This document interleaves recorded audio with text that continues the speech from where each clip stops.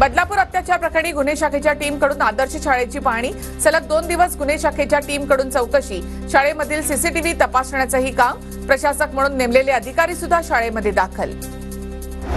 बदलापूर प्रकरणामधील शाळेमध्ये सीसीटीव्ही बसवण्याचं काम हाती, तर गुन्हे शाखेच्या टीमकडून पुन्हा एकदा शाळेमध्ये जाऊन चौकशी, तोडफोड प्रकरणी ट्रस्टींकडून सुद्धा पाहणी.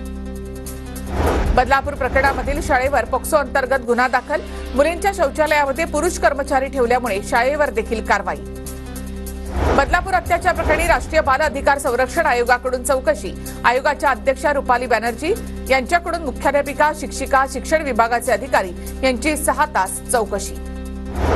पुण्यामध्ये स्कूल व्हॅन चालकांकडून "तू मला आवडतेस" असं वारंवार मेसेज केले जात असल्याची विद्यार्थिनीची तक्रार, व्हॅन चालकाला मनसेच्या गणेश भोकरे यांच्याकडून चोप, आरोपीवर पोक्सो अंतर्गत गुन्हाही दाखल.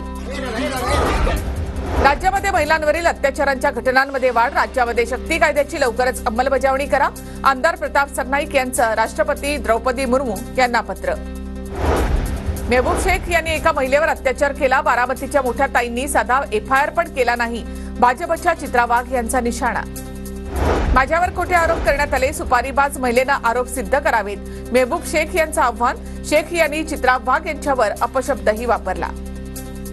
विधानसभेसाठी भाजप आणि संघाकडून आणखी 2 सर्वेक्षणं केली जाणार, सर्वेक्षणानंतर कुणाला उमेदवारी द्यायची यावर निर्णय. भाजप आणि संघाच्या सर्व्हेवर भाजपच्या आमदारांचं भवितव्य ठरणार आहे. शेतकऱ्यांची कर्जमुक्ती झालीच पाहिजे, यासाठी आंदोलन करणार, शेतकऱ्यांच्या मागण्या सरकार कशा पूर्ण करत नाही तेच बघतो, शेतकऱ्यांच्या प्रश्नावरून मनोज जरांगे यांचा सरकारला इशारा. नाशिकमध्ये मराठा आंदोलकांचा वडेट्टीवार, पटोलेंना घेराव, मराठा आरक्षणावर भूमिका जाहीर करण्याची मागणी, विरोधी पक्षनेत्यांची भूमिका आमच्यासाठी महत्वाची, आंदोलकांची भूमिका. लाडकी बहीण योजनेच्या KYCसाठी बँकेमध्ये तुफान गर्दी, नंदुरबारच्या धडगाव स्टेट बँक शाखेमध्ये महिलांची चेंगराचेंगरी, 2 महिलांना भोवळ आल्याची माहिती.